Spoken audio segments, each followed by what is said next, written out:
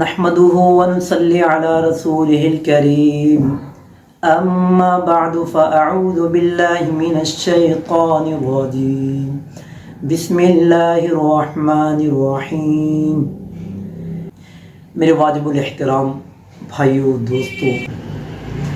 رمضان المبارک کا بابرکت مہینہ، یہ جو آنے والا مہمان ہوتا ہے، مہمان کا کیا اکرام ہوتا ہے، مہمان آنے کے کیا تقاضے ہوتے ہیں، پھر مہمانوں میں بھی مہمانوں کی کئی قسمیں ہوتی ہیں۔ جب کبھی ہمارے یہاں چہیتا مہمان آتا ہے تو شرعی اعتبار سے بھی اور ہمارے معاشرتی اور سماج کے اعتبار سے بھی اس کا بہت زیادہ اکرام خاطر تواضع کی جاتی ہے۔ چہیتے مہمان کے لیے، قریبی مہمان کے لیے، تعلق والے مہمان کے لیے ہم اپنے گھر کے سارے دروازے کھول دیتے ہیں اور اپنے اوقات کو فارغ کر دیتے ہیں، مکمل طور پہ اس کو ہم اپنا قیمتی وقت دیتے ہیں۔ تو یہ جو آنے والا مبارک مہینہ ہے رمضان المبارک کا، یہ سب سے قیمتی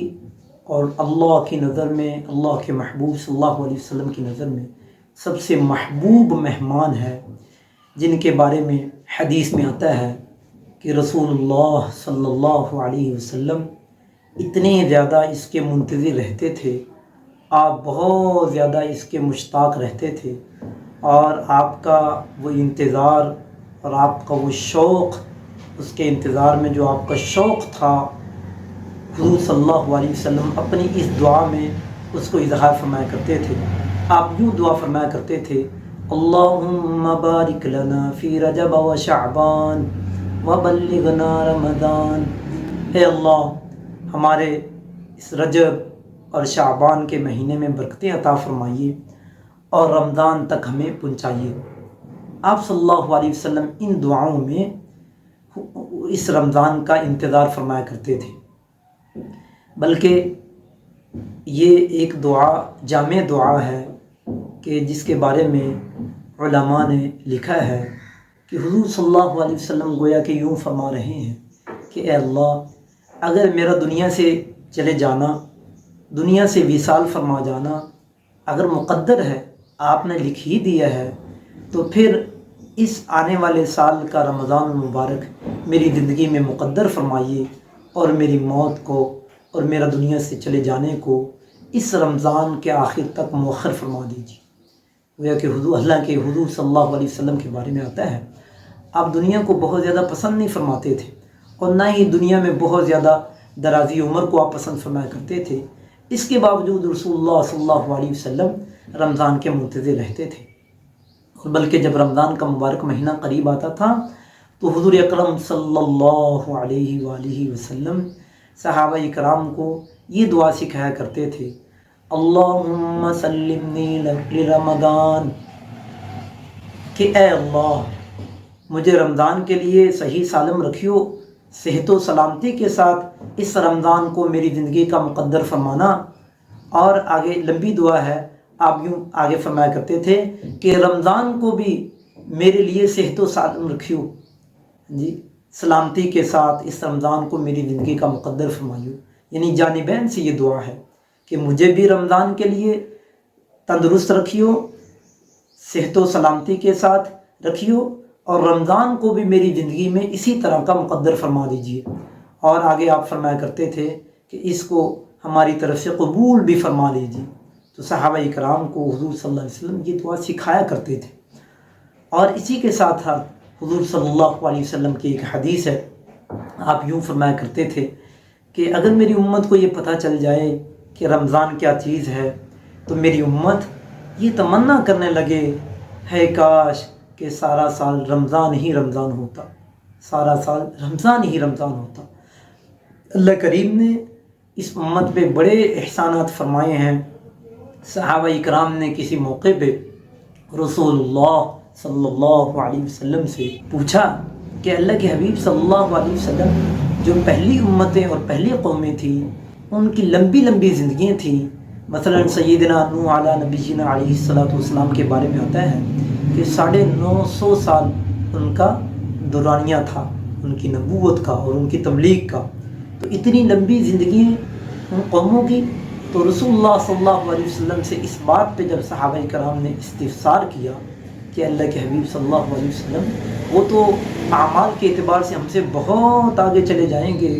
اور آخرت میں جنت کے بہت اونچے درجات لے جائیں گے، ہمارا کیا بنے گا؟ تو رسول اللہ صلی اللہ علیہ وسلم نے اس موقع پہ بھی یہ بات ارشاد فرمائی کہ اللہ جل شانہ نے اس امت کے لیے کچھ چیزیں، کچھ گھڑیاں، کچھ لمحات اور کچھ راتیں اور کچھ ایام اور کچھ مہینے ایسے عطا فرمائے ہیں اس امت کو کہ جس میں یہ اگر میری امت اس میں عبادت میں مشغول ہو جائے، اپنے رب کو راضی کر لے، تو یہ ان قوموں سے کہیں آگے نکل سکتی ہے۔ ان میں سے ایک رمضان مبارک کا بابرکت مہینہ ہے، جس کے بارے میں حدیث میں بھی آتا ہے کہ یہ ایسا مبارک مہینہ ہے، شہر فیہ لیلۃ خیر من الف شہر، کہ اس مبارک مہینے میں ایک رات ایسی عظیم رات ہے جو 1000 مہینوں سے افضل ہے، اور اسی طریقے سے یہ مبارک مہینے کی ایک ایک گھڑی قیمتی ہے، ایک ایک گھڑی قیمتی ہے، یہاں تک کہ رسول اللہ صلی اللہ علیہ وسلم نے جہاں اس کے دن میں روزے کے فضائل بیان فرمائے، وہاں اس کی رات کے عبادت کو اتنا اونچے درجے کی اس کی عبادت کو بیان فرمایا کہ آپ نے فرمایا کہ شروع رات سے لے کے غروب آفتاب کے بعد سے لے کے صبح سحری تک، بلکہ صبح فجر تک، فجر کی جب اذان ہوتی اس وقت تک ایک منادی پہلے آسمان پہ آ کے اللہ کی رحمت یہ آوازیں لگاتی ہے، حل من مستغفر فاغفر له، کوئی ہے ہم سے بخشش مانگنے والا، ہم آج اس کو بخش دیں۔ دوسرا اعلان ہوتا ہے حل من مستشف فاشفی له، کوئی ہے ہم سے شفا مانگنے والا، ہم اس کو شفا دیں۔ تیسرا اعلان ہوتا ہے حل من مسترزق فارزق له، کوئی ہے ہم سے روزی مانگنے والا، ہم اس کو ضرور روزی عطا فرمائیں گے۔ رزق عربی میں کہتے ہیں ساری ضروریات زندگی کا بآسانی مہیا ہو جانا، اور یہ جو 3 دعائیں سکھائی گئی یہ عام ہے، اس لیے کہ ہر بندے کی یہ ضرورت ہے کہ میں اللہ کے ہاں بخشا جاؤں، اللہ کے ہاں میری مغفرت ہو جائے اور میں اللہ کے ہاں کامیاب ہو جاؤں۔ اور دوسری ضرورت، ہر بندہ شفا کا طلبگار ہے۔ ایمان ہدایت کے بعد سب سے بڑی اگر کوئی دولت ہے تو وہ صحت و عافیت والی خوبصورت زندگی ہے،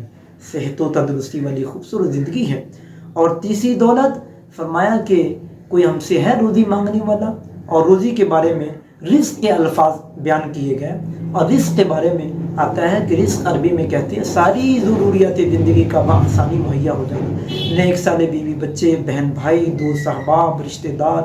اور ضرورت کے درجے میں گاڑی کا مل جانا، اور اسی طریقے سے عمدہ اور پاکیزہ اور حلال کی روزی وافر مقدار میں مل جانا،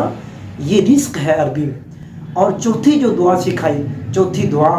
وہ اللہ کے رحمت اعلان کرتی ہے، حل من کذا فاعطیہ کذا، حل من کذا فاعطیہ کذا، حل من کذا فاعطیہ کذا، غرض یہ کہ آج میرا بندہ جو کچھ مانگے گا ہم ضرور اس کو عطا فرمائیں گے۔ یہ 4 اعلان، یہ آخری اعلان یہ عمومی طور پہ ہوتا ہے، پہلے 3 اعلان خصوصیت کے ساتھ ہوتے ہیں، یہ چوتھا اعلان عمومیت کے ساتھ ہوتا ہے۔ تو یہ سارے رمضان المبارک میں پوری رات یہ اللہ کی رحمت یہ آوازیں لگاتی رہتی،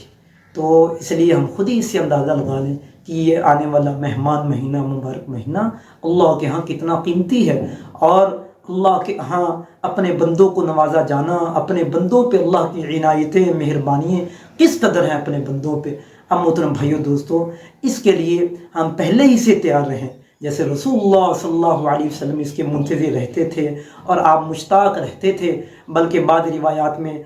اماں جان سے منقول ہے کہ وہ فرماتی ہیں رسول اللہ صلی اللہ علیہ وسلم یوں اتنی شدت سے اس کا انتظار فرماتے تھے، آپ یوں فرمایا کرتے تھے جس کو ہماری زبان میں کہتے ہیں کہ اب یعنی آستینیں اٹھا لو، آستینیں چڑھا لو، یعنی جس کو ہماری پنجابی زبان میں کہتے ہیں لگوٹے کس لو، یعنی بازو اوپر کر لو، جیسے ہماری زبان میں یوں کہہ دیا جاتا ہے۔ تو رسول اللہ صلی اللہ علیہ وسلم اپنے انداز میں یوں فرمایا کرتے تھے، یعنی اس سے آپ صلی اللہ علیہ وسلم کی شدت انتظار کا اندازہ ہوتا ہے۔ اللہ جل شانہ ہم سب کو توفیق مرحمت فرمائے۔